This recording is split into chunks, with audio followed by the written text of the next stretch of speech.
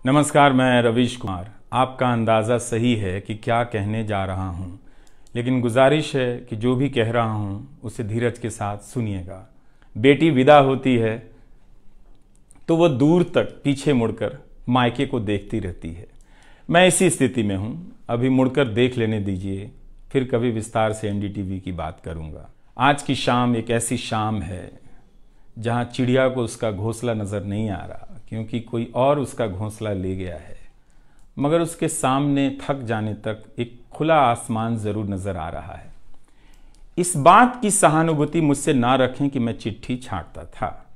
मैं उनकी तरह नहीं हूं कि अचानक चाय बेचने की बात करने लग गया। उतर रहा हूं जहाज से, बात कर रहा हूं चाय बेचने की।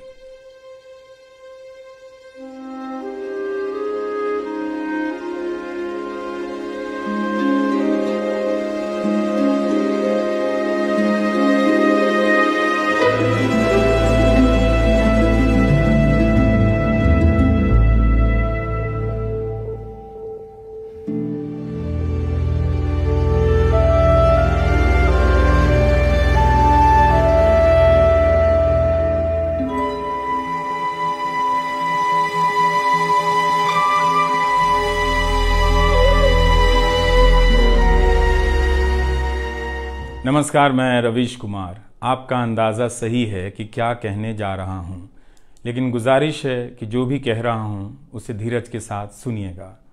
भारत की पत्रकारिता में स्वर्ण युग तो कभी था भी नहीं, लेकिन आज के दौर की तरह भस्म युग भी नहीं था। भस्म युग से मेरा मतलब है जहाँ इस पेशे की हर अच्छी बात तेज़ गति से भस्म की जा रही हो। यह दिन भी आना ही था। इस देश में अलग अलग नाम वाले अनेक चैनल हो गए हैं, मगर सब हैं तो गोदी मीडिया ही। उसका परिवेश, उसका इकोसिस्टम, पत्रकारिता का और माहौल सब खत्म कर दिया गया है, मगर पत्रकारिता करने और कराने का दावा भी सब कर रहे हैं।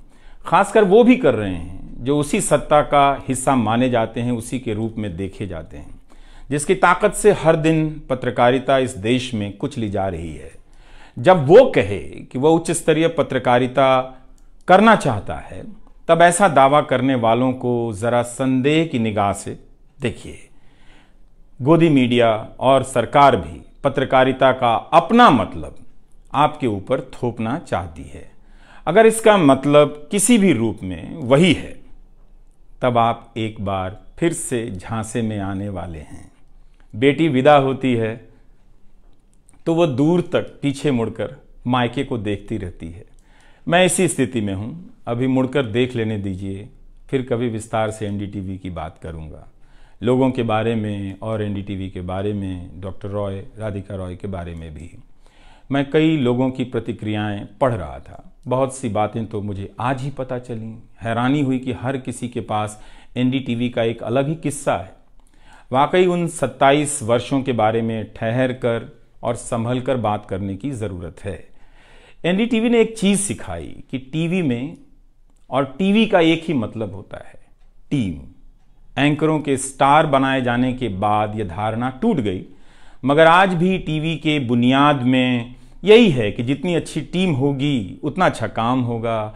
अभी इस बात को यहीं रहने देता हूँ, कभी किसी और वक्त के लिए, तब जब आप भावुक ना हों, तब जब मैं भावुक ना हूँ कि एनडीटीवी छूट रहा है।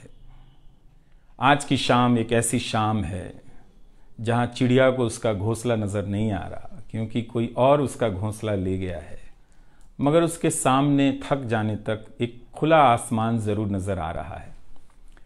तो खैर, उसके बाद अनुवादक बना और कई पत्रकारों की रिपोर्ट का अंग्रेजी से हिंदी में अनुवाद करता रहा।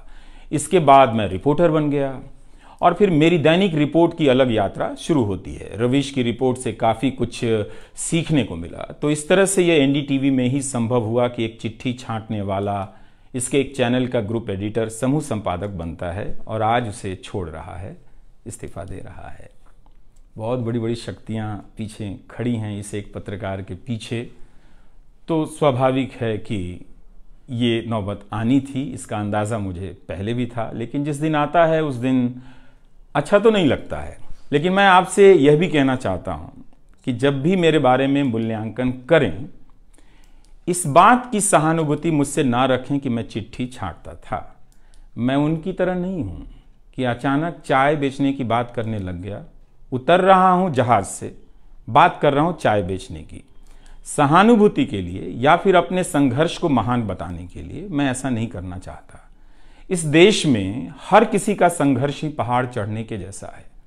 आप एम्स के बाहर मरीज जो खड़े हैं, उनके परिजन जो खड़े हैं, उनसे मिल लीजिए। आपको पता चल जाएगा कि उनकी चुनौतियां कितनी बड़ी हैं और आपका दुख कितना कम है, छोटा है। लेकिन आज के दिन मैं आप सभी के बीच दर्शकों की बात करना चाहता हूं। इस दौर में कुर्सी पर बैठे किरदारों को टूटते हुए देखा, सबने देखा। संस्थाओं को भस्म होते देखा, आपने देखा। नफरती तूफान में लोगों को भटकते देखा। मगर मैंने इसी दौर में एक नई संस्था भी बनते देखी है। वह संस्था है जनता की संस्था, दर्शकों की संस्था। दर्शक ही अपने आप में इंस्टीट्यूशन बन जाते हैं। आप दर्शकों की संख्या भले कम है, मगर आप दर्शकों ने मिलकर जर्जर किए जा रहे इस लोकतंत्र में जनता नाम की संस्था का पौधा सूखने से बचा लिया। एनडीटीवी में मुझे जब भी अवसर मिला मैंने जान लगा दी। मैंने कभी उन अवसरों को अपने लिए नहीं देखा, बल्कि यही सोचा कि ये अवसर मुझे आप दर्शकों के लिए मिला है, इसलिए उन सभी अवसरों को आप दर्शकों की कहानियों से भरता चला गया और मैं आप दर्शकों का होता चला गया।